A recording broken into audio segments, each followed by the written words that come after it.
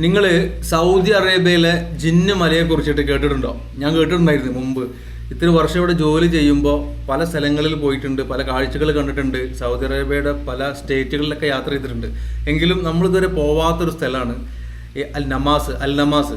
ഒക്കെ എപ്പോഴും ഈ ചൂടുകാലത്തും എപ്പോഴും തണുപ്പുള്ള, നമ്മൾ സൗദിയിലൊക്കെ പല റൂമുകളിലൊക്കെ പോകുമ്പോഴും പ്രായമുള്ള ആളുകളൊക്കെ പറയും ഇവിടെ ഇങ്ങനെ ജിന്നുമല ഉണ്ട് എന്നൊക്കെ. ഇന്നാണ് അതിന് ഇങ്ങനെ സ്ക്രോൾ ചെയ്യുമ്പോൾ ഒരു വീഡിയോ ആണിത്. ഈ മീഡിയ വണ്ണിൻ്റെ അഫ്താബ് റഹ്മാൻ്റെ ഒരു വീഡിയോ ആണ്. അപ്പോൾ നമ്മൾ കേട്ട കഥകളിൽ നിന്ന് ഒന്നും കൂടി വിശദീകരണം എക്സ്പ്ലെയിൻ ചെയ്യണം. ഈ ഭൂമിയിൽ ജിന്നുകളുണ്ട്, അതുപോലെ തന്നെ മനുഷ്യരുണ്ട് അല്ലേ? അതായത് മനുഷ്യർക്ക് പോലെ അവകാശപ്പെട്ടതാണ് ജിന്നുകളും.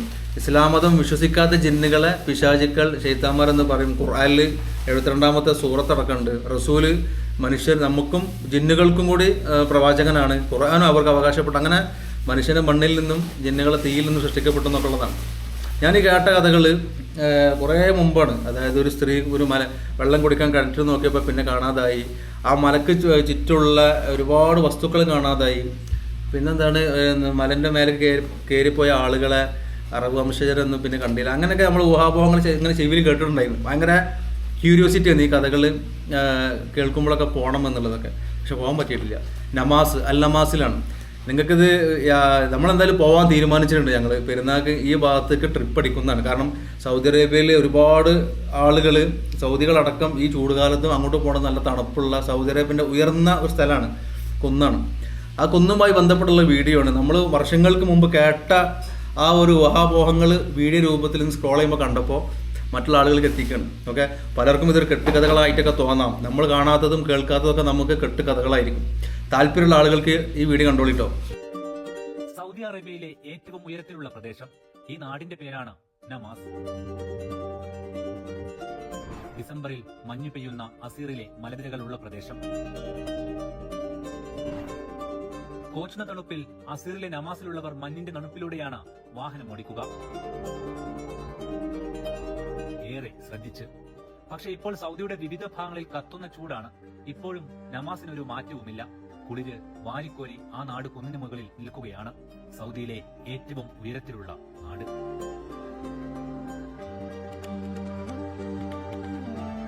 കത്തിയാളുന്ന ചൂട്. സൗദിയിലെ കിഴക്കൻ പ്രവിശ്യയിലെയൊക്കെ ചൂട് 50-ൽ തൊട്ട് നിൽക്കുന്ന സമയം. അപ്പോഴും ഈ നാട്ടിലെ പരമാവധി ചൂട് 24-ഓ 25-ഓ ഡിഗ്രി സെൽഷ്യസ് മാത്രമായിരിക്കും. എന്നാൽ കോച്ചുന്ന തണുപ്പുമല്ല. അതുകൊണ്ട് തന്നെ വേനൽ അവധിക്കാലത്ത് സൗദികളുടെ പ്രിയപ്പെട്ട ഡെസ്റ്റിനേഷനാണ് നമാസ്. ഇവിടെയൊരു കുന്നുണ്ട്.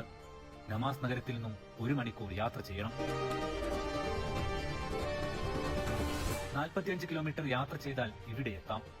ബനി അമ്രു എന്നാണ് ഈ നാടിന്റെ പേര്. ബനി അമ്ര നിൽക്കുന്നത് ഒരു പർവ്വതത്തിന് ചുറ്റുമായാണ്. ജിന്നുകൾ പാർക്കുന്ന ഹർഫ പർവ്വതത്തിന് താഴെ.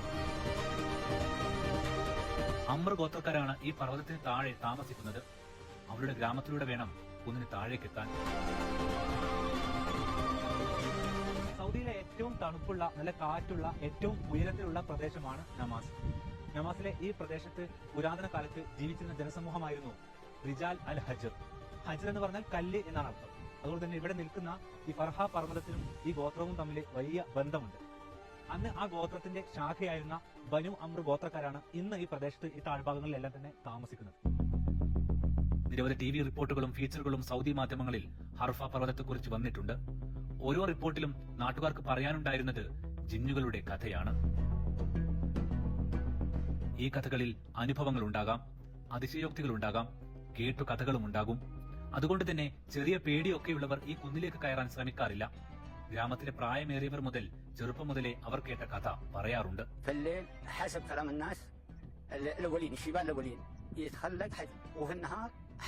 ഇതാണ് ഗ്രാമത്തിൽ നിന്ന് ജീവിച്ചിരിക്കുന്നതിൽ ഏറ്റവും പ്രായമുള്ളയാൾ പറയുന്നത്. കുന്നിന് താഴെയുള്ള പ്രദേശത്ത് വെച്ച് രാത്രിയിൽ അനുഭവപ്പെടുന്ന ജിന്നിന്റെ സാമീപ്യം. ഇതിന് പല കാരണങ്ങളുണ്ട്. അസീറിന്റെ വിവിധ ഭാഗങ്ങളിൽ കാണുന്ന ജൂനിപ്പർ മരങ്ങൾ കൂടുതലുള്ള ഒരു പ്രദേശം കൂടിയാണ്. ഈ മലയുടെ മുകളിലേക്ക് കയറി പോകുന്തോറും ഈ ജൂനിപ്പറിന്റെ ചെറിയൊരു കാട്ടിലൂടെയാണ് മുകളിലേക്ക് എത്താൻ. ഗ്രാമത്തിലെ അവസാന സംഭവം 2009-ലായിരുന്നു. ഈ ഗ്രാമത്തിൽ താമസക്കാരനായ കവി മർസി അൽ ഒമരി രാത്രി മടങ്ങുമ്പോൾ കുന്നിന് താഴെ 3 തുർക്കി വംശജരെ കണ്ടു. ഭയന്നിരിക്കുന്ന അവരാണ് കൂട്ടത്തിലുള്ള ഒരാൾ കുന്നിൽ നിന്നും ഇതുവരെ മടങ്ങി വന്നില്ലെന്ന് അറിയിക്കുന്നത്. അന്ന് രാത്രി നാട്ടുകാർ വെളിച്ചവുമായി കുന്നിലേക്ക് കയറി. ഇതിനിടെ തുർക്കികളിലെ ഒരാൾ കൂടി വീണ് കൈ മുറിഞ്ഞു. ഇതോടെ എല്ലാവരും തിരച്ചിൽ അവസാനിപ്പിച്ച് മടങ്ങി. തൊട്ടടുത്ത ദിനം പോലീസ് എത്തി. അപ്പോൾ കാണുന്നത് കാണാതായ ആൾ ചോരയൊലിച്ച നിലയിൽ താഴെ വീണതായാണ്. കുന്നിന് മുകളിൽ വെച്ച് അദൃശ്യ സാന്നിധ്യം തോന്നിയെന്നാണ് വീണ് പരിക്കേറ്റയാൾ പറഞ്ഞത്. ഇതോടെ കുന്നിന് പേരുറച്ചു, ഹർഫ എന്ന ജിന്നുമല. പക്ഷിവേട്ടയ്ക്ക് പോയ ഒരാളുടെ അനുഭവവും പ്രദേശവാസികൾക്കിടയിലെ കഥയാണ്. പാറയിലിരിക്കുന്ന പക്ഷിയെ കുന്നിന് മുകളിൽ വെച്ച് വെടിവെക്കാൻ ശ്രമിച്ചപ്പോൾ തോക്ക് വീണ് തകർന്നെന്നാണ് കഥ. ഇദ്ദേഹവും പേടിച്ച് കുന്നിന് താഴെയെത്തി ചികിത്സ തേടി. ഒറ്റയ്ക്ക് പോയവർക്കാണ് കൂടുതലും ഇത്തരം അനുഭവങ്ങൾ. അതിന് കേട്ട പഴയ കഥകളിലെ പേടി കൂടി കാരണമായിട്ടുണ്ടാകാം.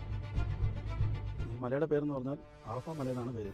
പക്ഷേ ഇവിടുത്തെ പ്രദേശവാസികൾ ഇതിനെ പറയുന്നത് ജിന്നുമല എന്ന് പറയാൻ കാരണമെന്നാൽ ഇതിന് മുന്നേ കുറേ ആൾക്കാർ ഇതിൻ്റെ മുകളിൽ ചെല്ലുകയും അവിടെ നിന്ന് കാണാതാവുകയും ചെയ്തിട്ടുണ്ട്. എപ്പോഴും മഴ ഉണ്ടാകുന്ന സാന്നിധ്യമുണ്ട്. കാരണം ഇതിന് മുകളിൽ ചെന്നിട്ട് പലപ്പോഴും മഴയുടെ കാരണത്താൽ ചിലപ്പം ഇറങ്ങി വരാൻ പറ്റാതെ അതിൻ്റെ പേരിൽ ഒരുപാട് പേര് മരണപ്പെട്ടിട്ടുമുണ്ട്. മഞ്ഞിനാൽ മൂടപ്പെട്ട ഒരു സ്ഥലമാണ്.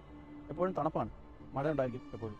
നാട്ടുകാർക്കിടയിൽ ഏറെ പ്രചാരമുള്ള ഒരു നാടോടി കഥയുണ്ട്. പണ്ട് ഈ കുന്നിന് താഴെ ഒരു കിണറുണ്ടായിരുന്നു. കിണറിൽ അസ്വാഭാവികമായ ശബ്ദം കേട്ട ആ ഗ്രാമത്തിലെ ഒരു പെൺകുട്ടി കിണറിലേക്ക് ഇറങ്ങി. ഇതോടെ കാണാതായെന്നാണ് കഥ. അതിന് പിന്നിൽ ജിന്നാണെന്ന് നാട്ടുകാർ കരുതിപ്പോരുന്നു. ഈ കുന്നിന് മുകളിലേക്ക് ഇന്നും അധികം ആരും അങ്ങനെ കയറാറില്ല. ഇപ്പോൾ ഈ മേഖല കേന്ദ്രീകരിച്ചുകൊണ്ട് ടൂറിസത്തിന് ഒരു പദ്ധതി സൗദിയിലെ ടൂറിസം മന്ത്രാലയത്തിനുണ്ട്. അതിന്റെ ഭാഗമായിട്ട് ഇതിന്റെ താഴ്വരയിൽ ചുറ്റും റോഡ് നിർമ്മാണം പൂർത്തിയായിട്ടുണ്ട്. പക്ഷേ ഈ ഗ്രാമത്തിലുള്ളവരെ സംബന്ധിച്ചിടത്തോളം ഇന്നും പഴയ പേടി സ്വപ്നങ്ങൾ നിലനിൽക്കുന്നുണ്ട്.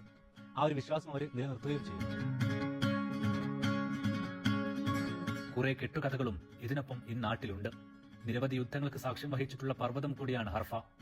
ഗോത്രങ്ങൾ തമ്മിൽ പോര് നടന്ന കാലങ്ങളിൽ വിജയികളാകാൻ ശത്രുപടയെ കുന്നിലേക്ക് വലിച്ചിഴക്കണമെന്നതായിരുന്നു അത്രേ നിയമം. സൗദി ചരിത്രകാരൻ ഡോക്ടർ സാലിഹൽ അബു അറാദ് ഇക്കാര്യം സൗദിയിലെ ഒരു മാധ്യമത്തോട് സ്ഥിരീകരിക്കുന്നുണ്ട്.